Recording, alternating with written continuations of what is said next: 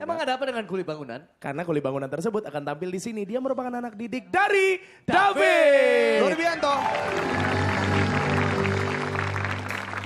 Anak didik gua yang satu ini adalah seorang kuli. Kalau lu lihat fashionnya biasa aja, tidak terjadi apa-apa. Tapi kalau lu lihat raut wajahnya, lu selami matanya penuh penderitaan.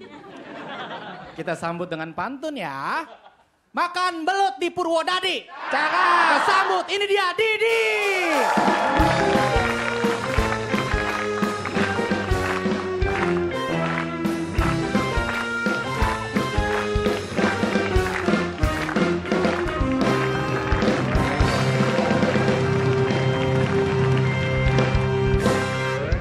Assalamualaikum warahmatullahi wabarakatuh. Perkenalkan saya Didi dan sekarang ini sebuah kehormatan nih karena saya stand up kedatangan mandor saya nih beneran. Pak Ipin, tepuk tangan dulu dong buat mandor saya. Stand up diliatin mandor, nggak lucu dilempar bata saya. Bahaya ini. Terus ada juga nih teman kuli saya nih, dingin ya di sini ya. Ini namanya studio nih. Itu home band tuh. Musik tuh, tapi nggak ada dangdut, jangan nyawer ya. Ya, saya tuh di Suca ini berharap jadi, selain berharap jadi juara juga berharap gitu siapa tahu dapat tawaran main sinetron gitu kan. Ya kali aja gitu Indosiar butuh peran-peran muka yang menderita gitu. Muka-muka orang miskin gitu. Saya tidak perlu acting loh. Karena puluhan tahun saya berperan jadi orang miskin tuh. Ini kalau misalnya ada yang bilang muka saya selalu sedih, itu karena mendalami peran loh. Jadi kalau misalnya ada adegan nih disuruh makan raskin, saya sudah tidak perlu berakting pura-pura nikmat, tidak. Walaupun misalnya disuruhnya satu suap, saya habisin tuh. Kalau disuruh masuk got, saya tidak butuh stuntman, tidak. Saya biarin masuk lah. Kalau misalnya disuruh apa lagi, ayo nyuruh apa lagi ayo, nggak ada ya.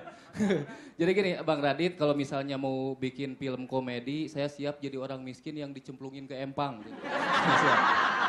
Nyangkut di pohon saya siap loh.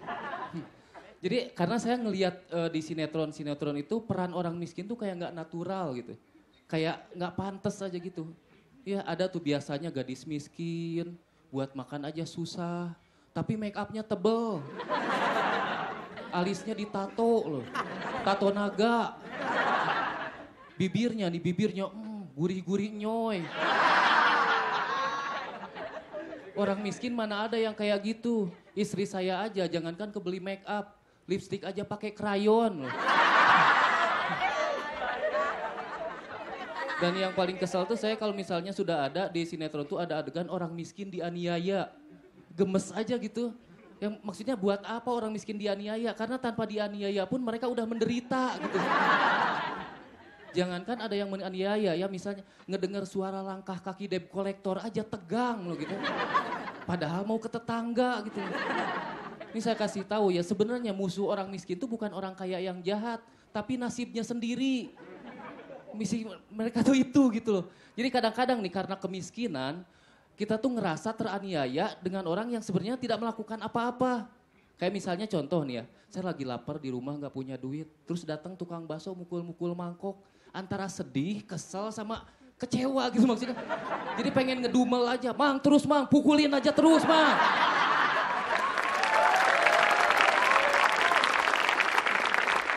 Sampai pecah juga nggak akan beli gitu. Kesel gitu loh.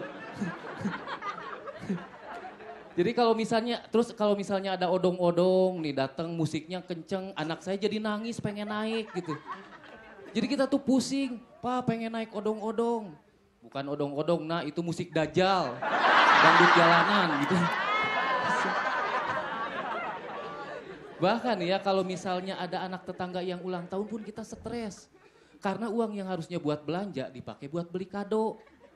Yang akhirnya harusnya hari itu kita makan nasi, bah. Jadi yang akhirnya harusnya hari itu kita makan nasi, jadi makan ciki gitu. Pusing.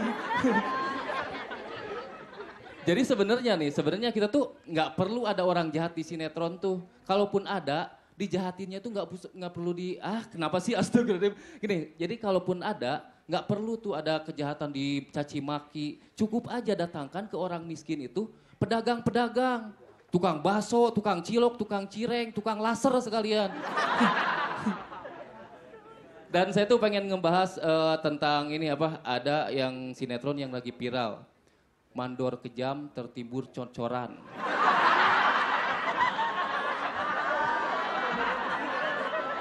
Tertabrak meteor lagi. Kebetulan di sini ada mandornya ya. Silakan diklarifikasi, Pak. Gimana itu tadi ketabrak meteor kayak gimana gitu.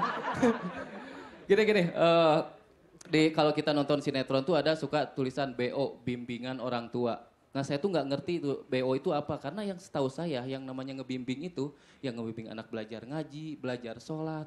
Nah sekarang saya disuruh ngebimbing anak nonton Naruto. Apa yang harus saya jelaskan gitu? Jurus Rasengan. Lagian kalau masalah film kartun mah, justru saya yang dibimbing anak saya.